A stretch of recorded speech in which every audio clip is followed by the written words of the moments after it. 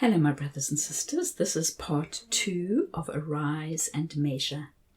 We finished off last week discussing the royal cubit, the difference between the royal cubit and the common cubit, and how the temple in Ezekiel is built using the royal cubit, as is the Pyramid of Giza. That the royal cubit is made up of 7 handbreadths. 1 male hand of 4 digits added to the 6 handbreadth, giving 28 digits. And we discussed how this is the man's hand that was seen by Elijah when praying to birth the heavy latter rain. 7 times he went to look. The complete birthing, and then a man's hand, or the man-child company, basically, was seen emerging into sight in the heavenly realm, depicted as a cloud, and the heavy latter outpouring of rain was on the way. He will come to us as the heavy latter rain of the Spirit. So in part 2 of Arise and Measure, grab your pen and paper, because there are going to be some things you want to jot down. Now, I don't send out transcripts anymore, but for those of you who are new to the podcast, you can go to my website, freshoilreleases.com. Your device may tell you it's not a safe site. That is not true. Choose to continue.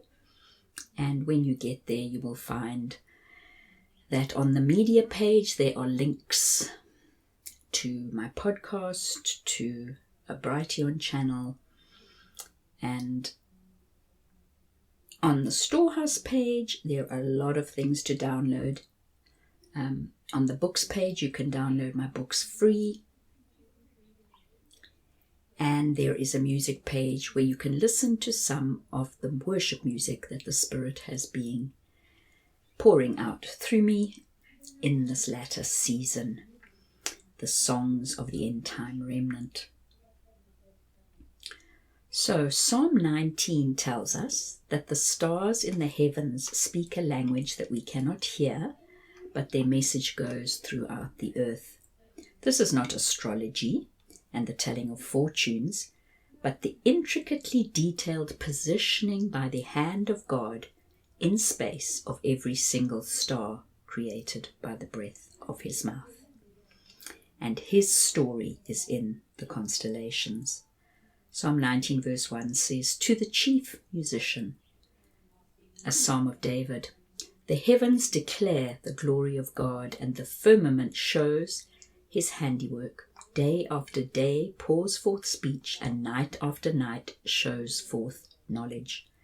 There is no speech or spoken word from the stars. Their voice is not heard, yet their voice goes out through all the earth, and their sayings to the end of the world." So there's no audible voice coming from the stars, but there is a message, and it is in their positioning and their relating one to another in the heavenly realm, because God has placed them very specifically. There's a very good work by Bullinger.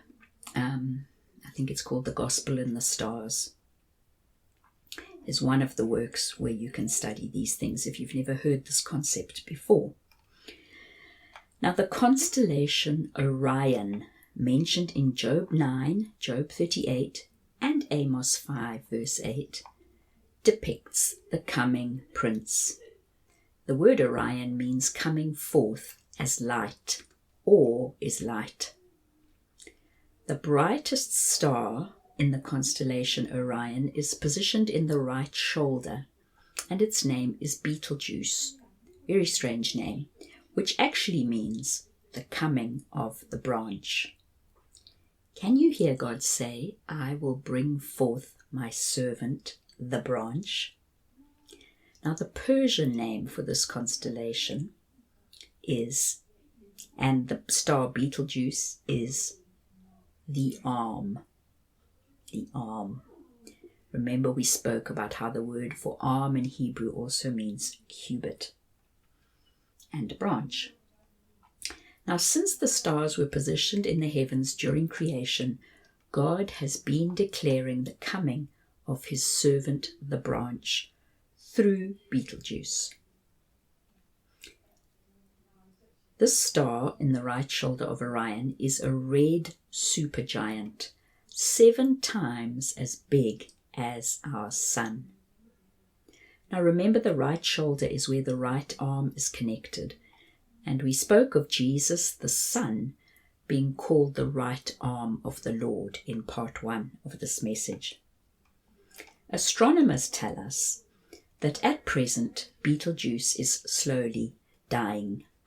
And I'm going to put a link for a video in the description of this podcast that you can go and watch for a very good description and photographic evidence of what's going on with Betelgeuse. Do you remember that I shared last time that the word kaneh in Hebrew, meaning reed, also means radius of the arm or branch, and a branch can also refer to a descendant or a son. In Isaiah 8 verse 18 it says, "I and the children you have given me are for signs." Not just the children are signs, but me and my children together are signs. I and the children refers to a parent and a descendant. Plural, descendants.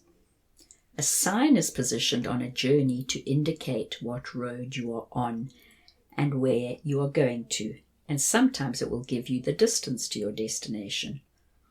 If God puts a sign in the heavens declaring the coming of the branch, what is it telling us? As I've said, the word for branch also indicates a descendant or seed. Now, the whole constellation Orion is a sign indicating the return and coming of Jesus, the conquering king. Orion in that constellation has his foot on the enemy's neck. In the right shoulder, Betelgeuse indicates the coming of the branch, the descendants of the coming king. Now remember, Isaiah 8:18 said, "I and my children are signs." So the coming king Orion and his branch or descendants, depicted by Betelgeuse, are signs together. If that particular signpost is in the process of dying or being removed concerning the branch, it means it has served its purpose as a prophetic sign. In just the same way as a signpost is no longer necessary once you've arrived where you are going. You don't need to check the sign anymore. It means that the destination or manifestation of the coming branch is close at hand. In just the same way, the wise men saw a new star in the heavens and they knew it indicated the birth of the Messiah. And so the star led them to where the little infant Jesus was. But once they had met him and given the gifts to him and went home by another way, that star didn't carry on leading them. They didn't need it anymore because they had got to where the star was telling them to go. It's just the same with Betelgeuse. The James Webb Telescope has shown us images never before seen of the death of the star Betelgeuse. In those telescopic images, it becomes evident that Betelgeuse is clearly collapsing inwardly, transforming, dismantling itself, and releasing fumes of hot gas. Betelgeuse is 642 light years from Earth. Now this is significant, its position. Note there's a 6 and a 42. The 6 is connected to 6 handbreadths, which is the common cubit, and the 42 is connected to the measurement for a reed, which was 42 handbreadths. So 642 light years from Earth. Betelgeuse is busy transforming. And the fact that it is dismantling itself or removing its own mantle or garment is very important. A mantle is removed in order to put on another mantle, in the same way as Joshua, the high priest in the book of Zechariah, had his high priestly garments removed, which were connected to the second temple, in order to be reclothed in rich royal garments of kingly office, so that he could depict the Melchizedek priesthood, and God could proclaim, "Behold, I will bring forth my servant, the branch." God's servant, the branch, is part of the Melchizedek priesthood. They are kings and priests. So the coming forth of the branch is not about bringing forth priests. It's about bringing forth the Melchizedek priesthood manifesting in the earth. And that is why Joshua had to receive kingly garments, garments that were saturated with authority for the office he was going to be posted in. Betelgeuse's final explosion, when the collapse is complete, will be so bright that a mighty release of white light will be visible during the day. So in the position of the right shoulder of the constellation Orion, which means the coming as light, there is presently the removing of a mantle of red light and enfolding in on itself, and consequently as a final crescendo and swan song, a powerful release of white light, which contains all 7 colors of the rainbow. How stunning. The light spectrum, as you know, has 7 colors. A first fruits outpouring of the light spectrum would be red light, because the 7 colors are red, orange, yellow, green, blue, indigo, and violet.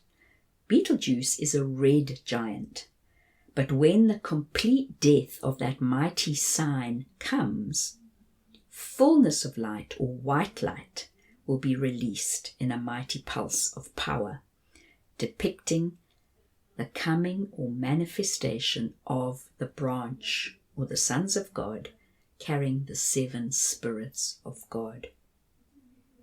Now we are told that the collapse of Betelgeuse will birth a number of new stars.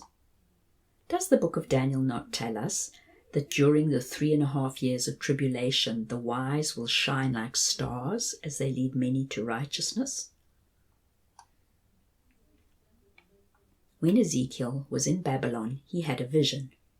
Ezekiel 1 verse 4 says, "And I looked, and behold, a whirlwind came out of the north, a great cloud and a fire enfolding itself, and a brightness was about it, and out of the midst thereof, as the color of amber, out of the middle of the fire. Also out of the midst thereof came the likeness of 4 living creatures, and this was their appearance. They had the likeness of a man, but each one had 4 faces, and each one had 4 wings." Do you remember I shared with you last time that Adam said to Eve, "You are bone of my bone, you built with the same measuring rod as me"? The bride of Christ is drawn out of the second Adam's body and built using a royal cubit measuring rod. That word for taken in Genesis 2:23, she was taken out of man, referring to Eve, is the word lakesh, meaning to marry, to take a wife, or to carry away. I shared this last time. But that very same word lakesh is used in Ezekiel 1 to describe the fire enfolding itself. It's H3947, exactly the same word used in Genesis when Eve was taken out of Adam. It means taking in marriage, taking to oneself, to take a wife, or to carry away. Beloved, are we not preparing for the coming of the bridegroom? Are we not making ourselves ready for the manifestation of this taking to oneself? Jesus said, "I go to prepare a place for you, and when I come back, I will take you to myself." I will lakesh you. I will take you in marriage.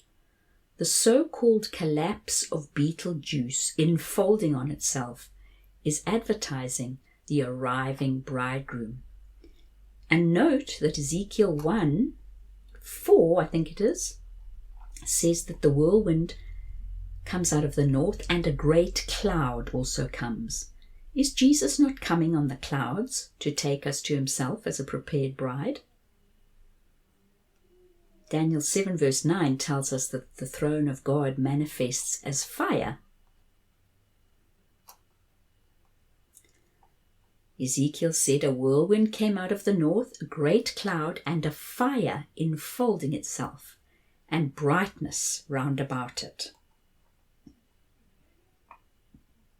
Daniel 7 verse 9 says God's throne was like a fiery flame. Its wheels were burning fire, and a stream of fire comes forth from him.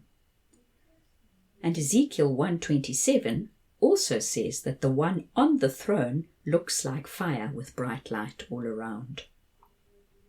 So consider what is happening with Betelgeuse, which means the coming of the branch. It is a fiery ball enfolding on itself, as Ezekiel 1:4 describes, and out of this collapsing there is coming forth a brilliant white light and new stars. Ezekiel 1 also says, out of the middle of the fire enfolding on itself, the 4 living creatures come forth. Does what Ezekiel saw depict the coming of the branch, the manifestation of the man-child company, the sons of God, even at the same time as the bride is taken in marriage, or becomes one with the bridegroom? These living creatures that emerge out of the middle of that enfolding fire. Well, we know that Betelgeuse means the coming of the branch, and we know that a branch can mean descendants or seed. So I have come to believe that the living creatures seen in Ezekiel 1 prophetically depict the manifestation of the sons of God, his servant, the branch, the seed. Each one of those living creatures has 4 faces. Remember the 4 fingers handbreadth added to the common cubit to form the royal cubit? Perhaps the 4 additional fingers in the royal cubit depict the 4 faces of the living creatures: man, lion, ox, and eagle. I spoke to you last time about Ephesians 4:13, which says that the fivefold ministry continues until we have reached the union or the unity of the faith and the measure of the stature of the fullness or pleroma of Christ. Now I want to show you other evidence why I think that the four living creatures represent the manifestation of the sons or the man-child company. Ezekiel 1:20 says, wherever the Spirit went, the creatures went. The word tells us that the sons of God are led by the Spirit of God. Ezekiel 1:24 says, and I heard the sound of their wings, like the sound of great waters, like the voice of the Almighty. In their going was the sound of tumult, like the sound of an army. Doesn't Revelation 12 tell us that the remnant seed or the man-child company go and make war with the dragon? Ezekiel 1:24 carries on. In their standing still they let down their wings, and there was a voice from the expanse that was over their heads. And from above the expanse that was over their heads was an appearance like a stone of azure blue, the likeness of a throne. And on the likeness of the throne was the likeness in appearance like a man on it from above. It wasn't an earthly man, it was a heavenly man. Not a man of the earth, not the first Adam, but the last Adam. The one whose image we must bear and whom we are a part of if we are heavenly minded. Ezekiel 1:27 says, and I saw him like the color of polished bronze or amber, looking like fire within it all around. So we have this cloud coming and this fire that enfolds within itself, enfolds in on itself. And then above the living creatures, we have a throne, and the person on the throne is a heavenly man, and he consists of fire within. From the appearance of his loins and upward, and from the appearance of his loins and downward, I saw him looking like fire and brightness or brilliant light. As the appearance of the rainbow that is in the cloud on the day of rain, so was the appearance of the brightness all around. So this man of fire is surrounded by a sevenfold light rainbow. How glorious. And he says this was the appearance of the likeness of the glory of the Lord. And he saw, and he fell on his face, and he heard a voice of one speaking. So the Ezekiel 1 verse 4 says, the living creatures came forth from the midst of the fire like a molten amber fountain. The word translated color is actually ayin, which means fountain. And their color, the living creature's color, was the same color as the man upon the throne. Where it says he was like the color of polished bronze, that same word is amber.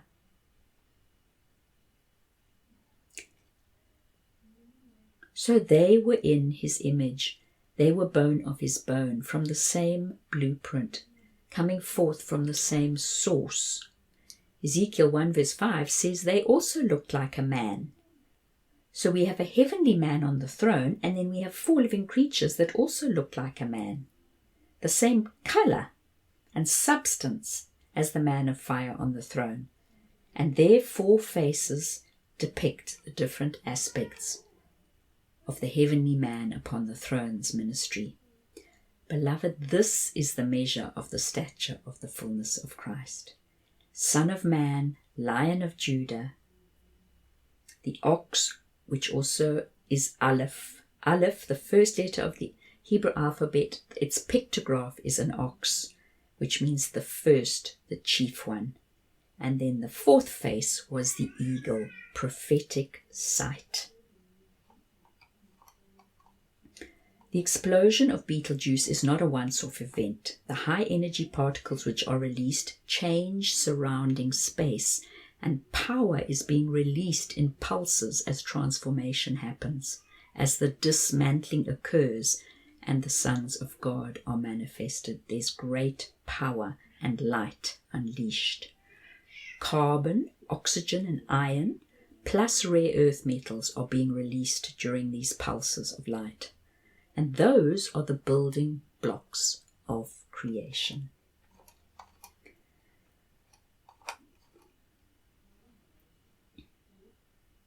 In Ezekiel 1, we are told that the hand of the Lord was upon Ezekiel. And that word for hand that they use there is H3027, which is yad.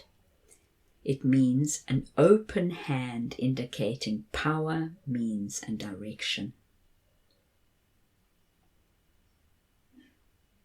Yad is written Yod, Dalet, 2 Hebrew letters, the Yod and the Dalet. The Yod also means arm or hand. Its pictograph is an arm with a hand at the end of it, and Dalet means door. Now we know that in Revelation 4, John saw a door opened in heaven. If Jesus is at the right hand of the Father, Yod, and he is also the door, does the door opened in heaven mean a great opening and a release of heavenly understanding and the revelation of Christ? I saw a door opened in heaven. Jesus is the door. Heavenly revelation opened up and made available to walk through and in. Is Ezekiel 1 not a depiction of the fullness of the revelation of Christ? One needs both the bridal company and a man-child brought forth for the fullness of the stature of Christ to be represented in the earth. I shared this last time. Just as one needs both the 6 handbreadths of the common cubit plus the 7th handbreadth to make up the royal cubit. Now we know in the natural, when a woman is pregnant, one knows there is a child formed from the seed of her husband within her womb. But one cannot make out the child's features or its dimensions. Only when the child is born and brought forth does one see both the mother and the child, both the woman and the man-child. Only when God brings forth his servant the branch, as clear and distinct from the midst of the bridal company, will the royal cubit be manifested in the earth. The man-child company are his servant, the branch, his descendants, the sons of the right hand, the Melchizedek priesthood. Positioned in the right shoulder like Beetlejuice, they carry the authority of the Father. Do you remember in Revelation 4, John describes the elders in front of the throne in Revelation 4, and they say, "You have made us to be kings and priests unto our God." Beloved, that's a very important statement, because this means that those elders are saints, human beings, not angelic beings. An angel cannot be made a priest or a king. They serve the heirs of salvation as ministering spirits.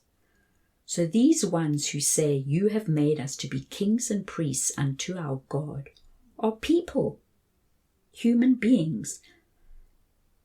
These saints cast their crowns before the Lamb on the throne, which means that they carry a kingly anointing. They've got crowns.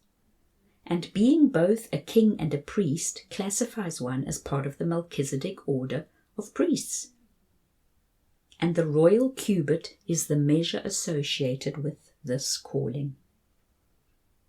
The 24 elders of the Melchizedek priesthood are saints who have been granted permanent place before the throne of God, and they are seated on thrones around God's throne, positioned and placed as sons of the right hand.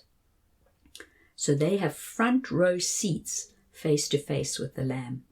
They dwell in his presence continually, and the light coming forth from his face will permeate their whole beings. Do you remember Moses had to put a veil over his face after being face to face with God for 40 days? Imagine the light shining from those who have been granted to dwell before his face continually. We read, "Arise and shine, for your light has come, and the glory of the Lord has risen upon you." Well, your light comes and the glory rises upon you when you are before his face, before his throne. So which saints exactly are these 24 elders depicting? Do you realize that Revelation, the book of Revelation, is an allegorical book? It contains prophetic images that depict truths. They are not actual existing things. For example, John is in the Spirit on the Lord's day, and he sees Jesus standing in the midst of 7 candlesticks, and he is told that the candlesticks represent the 7 churches. Does this mean that the 7 churches are made of molten metal and they have olive oil with wicks that get lit? No. The 7 churches are groups of people that fellowship together, but the candlestick lit with the glory of God represents the churches. In the same way, the 24 elders represents something. The living creatures represents something. the beast with 10 heads and 7 horns, or the other way around, can't remember the figures now. It's not an actual hairy little horrible monster that's got 10 heads. No. The heads are kings, John is told. It's a representation, it's allegorical, and you have to read and interpret the whole book of Revelation like this. You can't swing between the natural and the spiritual, between the allegorical and the natural manifestation. You have to have spiritual eyes and spiritual discernment and spiritual revelation and understanding to grasp what the book of Revelation is showing us. So, let's look at more that the number 24 is signaling with the 24 elders. Genesis 24 contains the story of Rebekah, the bride that is found and fetched for Isaac, the son of promise. Rebekah is the bride of the son of promise. So the number 24 is connected to the bride of the son of promise. Who was the promised son who came? Jesus, the Son of the living God. The number 24 is connected to the bride of the Lamb. When the fire comes out of the north in Ezekiel 1, enfolding on itself, depicting the taking of a bride to himself, could it also be that the 24 elders on thrones depict the bridal company rightly positioned next to her husband, who is the King of Kings on the throne? There are 24 spices in the holy anointing oil and 24 shekels of gold in the priestly ephod. They underscore the importance of holiness and consecration. These sacred elements were set apart for God's purposes and used in the context of worship and priestly service. So the 24 elders also represent the holy remnant set apart for his purposes, consecrated to kingdom service, just as the bride is set apart and holy to her husband. Note that there are 24 elders and 4 living creatures. 24 plus 4 is 28. The number of handbreadths, or not the number of handbreadths, the number of digits or fingers in the royal cubit. 24 is the number of digits in the common cubit, and 28 is the number of digits in the royal cubit. Both these groups, the elders and the living creatures, have been granted place before the throne.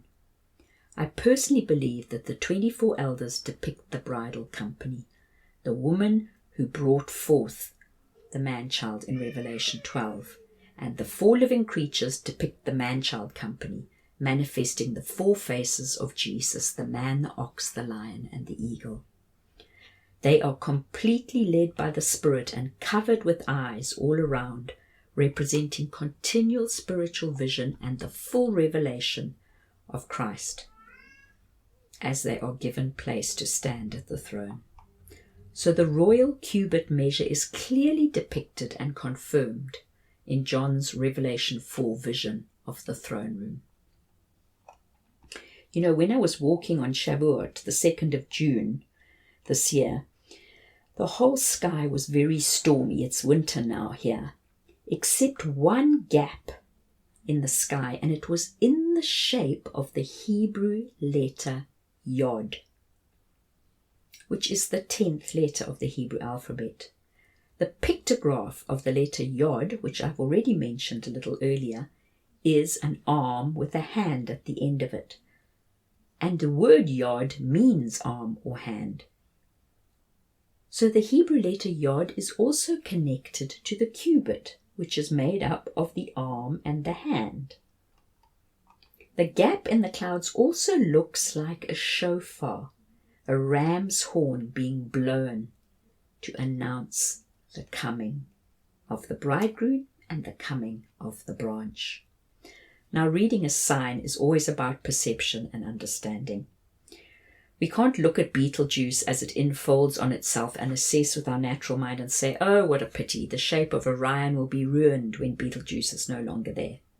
No, we can rejoice because Betelgeuse is being transformed, taking off its old garments and heralding a new spiritual season, releasing great power and sevenfold light and affecting the space around it. Jesus was the original branch, the arm of the Lord that came forth, the Son of God. And when he died on that cross and gave up his spirit, there was so much power released that dead people were raised and there was an earthquake. That's how much power was released when God's servant, the branch, his son, died. In the same way, his servant, the branch, the man-child company, is going to be released with great power, sevenfold light, and it's going to affect the natural realm around it. When we look at Betelgeuse, that red supergiant, enfolding in on itself, we can see with the eye of faith as we look at the sign in the heavens that we are now close to both the marriage and the taking to himself of the bride, and also to the coming forth of the branch, that the manifestation of the sons of God is at hand. Hallelujah. So, beloved, go outside tonight if you have a clear sky. Find Orion and find red Betelgeuse in the right shoulder of Orion. You will see it clearly being a red star. See how it flickers and praise God for its infolding and for the bridegroom coming on the clouds for his bride and for the bringing forth of the branch. All that is written will be fulfilled. He is watching over his word to perform it. Now, I'm going to use as a picture for my podcast a patchwork of the different pictures of Orion that the James Webb telescope took, so you can see how beautiful and how powerful the transformation and the infolding is as the coming forth of the branch is taking place. God is amazing, absolutely amazing.